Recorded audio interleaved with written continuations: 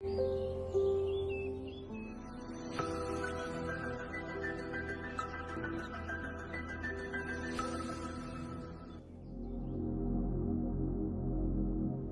बुद्धाय।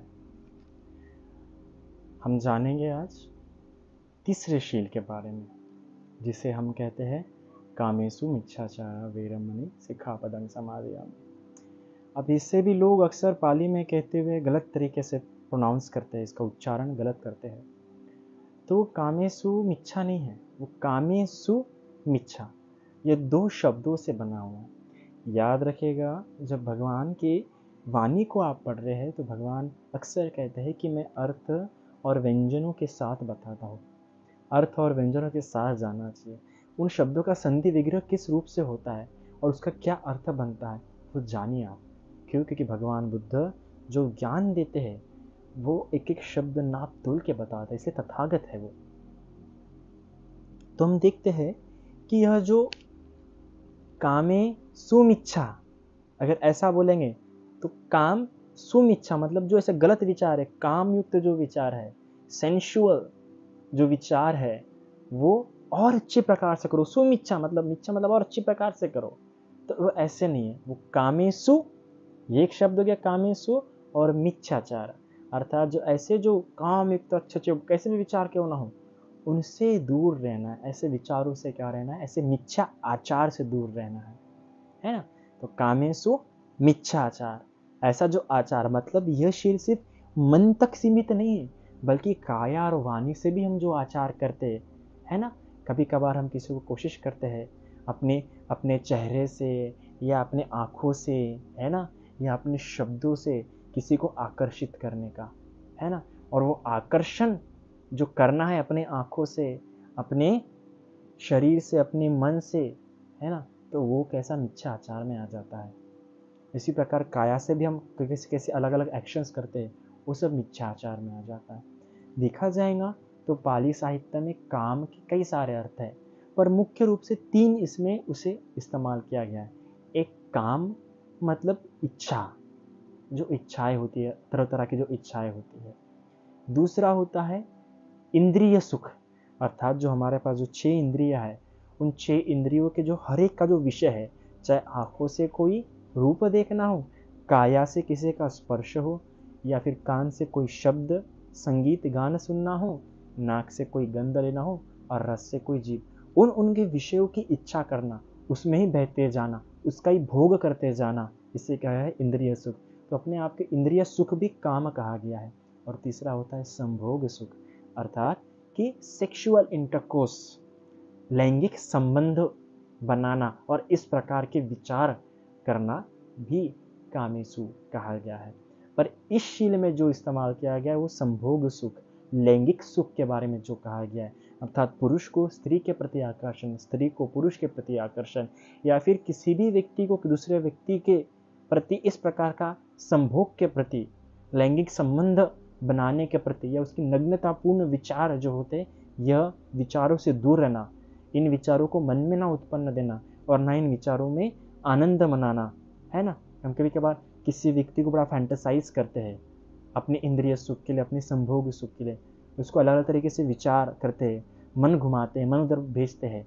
तो इस प्रकार का जो विचार है कामेसु मिच्छाचारा वेरमणि, ऐसे विचारों में भाग हमें बिल्कुल भी नहीं लेना है। याद रखिएगा, कामेसु मिच्छाचारा के बहुत दुष्परिणाम है ना। और विशेष रूप से 20 प्रकार की स्त्रियां हैं जिनके साथ संबंध बनाने के लिए पाली साहित्य मना करता है। अगर ऐसे स्त्रियों के साथ आप संबंध बनाते हैं तो वो कामेसु मिच्छाचारा आ जाता है। सबसे पहली स्त्री जो मातुरक्षित हो, अर्थात जिसका रक्षण, जिसका पालन पोषण उसकी माता करती है, और ऐसे स्त्री के साथ अगर आप संबंध बना रहे बिना उसकी माता की अनुमति के, उसकी माता को पता नहीं है, तो यह कामेसु मिच्छाचारा आ जाता है। अर्थात आज के युवा जिनकी जो गर्लफ्रेंड, बॉयफ्रेंड, प्रेयसी वगैरह जो होती है, उनके साथ भले ही उस लड़की की सहमति होंगी, पर क्या उसकी माता की सहमति है? क्योंकि उसको अभी अधिकार नहीं आया है, क्योंकि उसका पालन उसकी माता कर रही है। इस कारणवश बिना माता की अनुमति के अगर वो इस प्रकार संबंध बना रही है तो उसके लिए भी अनुचित है, और जो पुरुष उसके साथ बना रहा है उसके लिए भी वो अनुचित है, और इससे उसका शील भंग होता है। इसके अलावा दूसरा जो है पितु रखित अर्थात जिसका लालन पालन पिता करते हैं, पिता द्वारा उसका लालन पालन किया जाता है। इस प्रकार की स्त्री के साथ, इस प्रकार लड़की के साथ संबंध बनाना भी कामेषु मिच्छाचारा, यह शील का भंग होता है। इसके अलावा मातु पितु रक्षित अर्थात जो दोनों तरीके से क्या हो, रक्षित हो, तो दोनों की अनुमति आवश्यक है। सिर्फ माता या पिता के अकेले की नहीं, तो दोनों की अनुमति, दोनों को पता होना आवश्यक है। इसके अलावा भातु रक्षित अर्थात जो अपने भ्राता द्वारा जिसका रक्षण किया जाता है। अक्सर ऐसे होते हैं कि कुछ अपनी बहनें वगैरह घर पे रहे तो अपने भ्राता के पास, अपने भाई के पास रहती है, तो उस समय भाई की भी अनुमति होना क्या है, जरूरी, क्योंकि भाई अगर उसका लालन पालन कर रहा है, पैसा खर्च कर रहा है, उसका ध्यान रख रहा है, तो भ्राता की अनुमति होना आवश्यक है। फिर भगिनी रखी, अगर बहन रखती है उसका ध्यान वगैरह, तो भगिनी की अनुमति होना आवश्यक है।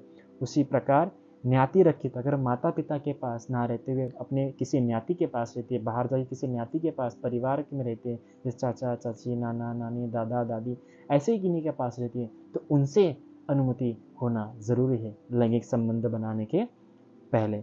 इसके अलावा धम्म रखित अर्थात जो कोई स्त्री धर्म में पारंगत हो, धर्म का धारण करती हो, धर्म में ज़्यादा समय बिताती हो, ऐसे स्त्री के साथ भी लैंगिक संबंध बनाना अच्छा नहीं है। क्यों? अगर कोई महिला अष्टशील धारण किए हुए शीलों का पालन कर रही है, तो उस समय हमने खुद जानना चाहिए कि नहीं, आज इसके शील है, आज मैंने इसका ब्रह्मचर्य भंग नहीं करना चाहिए, है ना।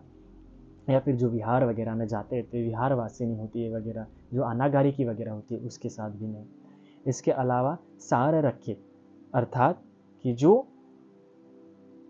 जो परिवार द्वारा, परिवार के समूह द्वारा क्लैन रखित अर्थात जो किसी जातीय विशेष से संबंध रखती है, तो उसके नियम जान के वो समूह अक्सर होते हैं ना, कुछ जो होते हैं, कुछ आज भी कबीलाई जो होते हैं, समूह होते, समाज होते, उसमें उनकी अनुमति के बाद ही किसी का विवाह या लैंगिक संबंध होते, तो ऐसी स्त्री के साथ भी संबंध बनाना अच्छा नहीं है। इसके अलावा सपरिदंडित मातु रक्षित दासो अर्थात जो माता द्वारा दंड दी गई है, जिसको माता द्वारा दंड प्राप्त है, उसके अनुमति के बिना भी जब तक दंड पूरा नहीं कर लेती है, तब भी उसके साथ भी लैंगिक संबंध बनाना अच्छा नहीं है। इसी के साथ में धन रखित अर्थात जो one who live by will अर्थात कि जो परचेस बैमानी अर्थात किसी स्त्री को किसी ने पैसे द्वारा खरीदा हुआ है ना, तो भले ही उसने किसी और ने खरीदा है, तो उसके साथ भी लैंगिक संबंध बनाना अच्छा नहीं है। इसके अलावा छंदवासिनी अर्थात भले ही कोई किसी दूसरे के साथ लिविंग रिलेशनशिप जिसे हम कहते हैं, है ना, अपनी इच्छा से किसी दूसरे पुरुष साथ रह रही है, तो ऐसे स्त्री के साथ बनाना भी संबंध अच्छा नहीं। अक्सर हम देखते हैं किडनैप कर लेते हैं, आजकल के लड़के किडनैप कर लेते हैं, चाकू का भय दिखाते हैं। अगर उस स्त्री की आपके साथ इच्छा ही नहीं है, तो आपने उसके साथ ज़बरदस्ती नहीं करनी चाहिए, वरना इससे भी आपका शील भंग होता है। अर्थात भोगवासिनी अर्थात जो किसी और के द्वारा दी गई वस्तुओं पे अपना जीवन बिता रही है, अर्थात कपड़े, घर वगैरह किसी दूसरे व्यक्ति ने दिया हो, भले उस स्त्री की उसके ऊपर उस पुरुष पर रुचि नहीं होंगी, वो पुरुष को पसंद नहीं करती होंगी, पर क्योंकि उसको रक्षण, उसको घर, उसको कपड़े वगैरह उस पुरुष द्वारा प्रदान किए जा रहे हैं, इसलिए उस व्यक्ति की अनुमति होना आवश्यक है। इसके अलावा पटवासिनी अर्थात कि किसी का विवाहिक स्त्री होंगी, तो वैवाहिक स्त्री की भी साथ संबंध रहना बिल्कुल भी अच्छा माना नहीं जाता है, निंदनीय कर्म है, इससे भी आपका शील भंग होता है। इसके अलावा जो ओभत्त चुंबनटा अर्थात कि जो स्त्री हमेशा धार्मिक कृत्यों में या किसी कोई धार्मिक कृत्य कर रही हो, कोई अच्छा संस्कृति या फिर कोई पूजा पाठ वगैरह कर रही हो, तो या फिर उसके घर में कोई ऐसा धार्मिक काम चालू हो, उस समय भी स्त्री के साथ क्या करना, संभोग करना अच्छा नहीं है, क्योंकि वह रुचि, जो कामुकता जो शरीर में उत्पन्न हो जाती है, उससे उसका वातावरण, उसका मन दूषित हो सकता है, तो उस समय भी अच्छा नहीं है। दासी के साथ भी, जो किसी की दासी हो, है ना, नौकरानी वगैरह के साथ भी उसकी अनुमति के बिना, जिसकी दासी है उसकी अनुमति के बिना उसके साथ संबंध बनाना अच्छा नहीं है। भारिया किसी की पत्नी हो, उसके साथ भी अच्छा नहीं है। यहाँ तक कि कम्मकारी च भरिया च अर्थात कहीं पे काम करने वाली हो, उसके साथ भी नहीं, और जो युद्ध में पकड़ी हो, पकड़ के लाई गई हो, उसके साथ भी इस प्रकार से दुष्कर्म करना अच्छा नहीं। हम देखते कई सारे जब राज्य जीते वगैरह जाते हैं, तो कई सारे लोग रेप वगैरह करते, तो ऐसा भी करना अच्छा नहीं है। तो इस प्रकार 20 प्रकार की स्त्रियों के साथ व्यभिचार करना अच्छा बिल्कुल भी नहीं माना जाता है। हम देखते हैं कि आनंद जो इस समय अग्र श्रावक थे भगवान के, जो 5 बातों में अग्र थे, अपने पूर्व समय में कई बातों में क्या थे, व्यभिचारी थे। तो व्यभिचारी होने के बाद कई बार वो स्त्री के जन्म में आए, कई बार वो इंद्र की क्या रानी बन के उत्पन्न हुए। इसके अलावा एक व्यक्ति जिसने बहुत व्यभिचार किया था, व्यभिचार करने के कारण वो कई जन्मों तक, एक जन्म में तो वो बैल, एक जन्म में वो बैल करके उत्पन्न हुआ, और बैल करके उत्पन्न होने के बाद उसके अंडकोश क्या कर दिए गए, काट दिए गए। एक बार वो बंदर की योनि में उत्पन्न हुआ, बंदर की योनि में आने पर उसके जो अंडकोश है, उस जो नवजात जो बंदर के जन्म में जो उत्पन्न हुआ था, उसके अंडकोश पत्थर से एकदम उसको ये कर दिए गए, नष्ट कर दिए गए। और ऐसे ही कई जन्मों तक, कई कई जन्मों में नपुंसक करके उत्पन्न हुआ, कई कई जन्मों में उसको लैंगिक जो ऊर्जा थी वही उत्पन्न नहीं हुई, या कई कई जन्मों में दासी के रूप में आके या नौकरानी के रूप में आके उसका क्या कर दिया गया, अपहरण कर दिया गया, या फिर उसके साथ दुर्व्यवहार कर दिया गया, या कई बार गणिकाओं के रूप में भी ऐसे उत्पन्न होते, से कई कई जन्मों तक दुष्परिणाम भोगना पड़ता है। आप विचार कर सकते हैं किस प्रकार से उनको तकलीफ हुई होगी, किस प्रकार दुख हुआ होगा। सोचिए, अंडकोश क्या कर दिए गए, नष्ट कर दिए गए, पत्थर से मार के, वो भी पत्थर से मार मार के कई जन्मों तक। बैल की योनि में आने पर कई बार अंडकोश क्या कर दिए, लकड़ी से पीट पीट के क्या कर दिए गए, इस प्रकार नष्ट कर दिए गए। तो इतना खतरनाक क्या होता है, दुष्परिणाम होता है विचार का। नपुंसक भी उत्पन्न होते हैं और शोषण होता है कई बार उनका। तो इसलिए वे विचार नहीं जाना चाहिए। वे विचार से क्या होती है, बहुत सारी हानि होती है। तो इस प्रकार उस मार्ग पे इंसान ने, मनुष्य ने नहीं जाना चाहिए। तो व्यक्ति का क्या होता है, कल्याण होता है। साधु साधु साधु।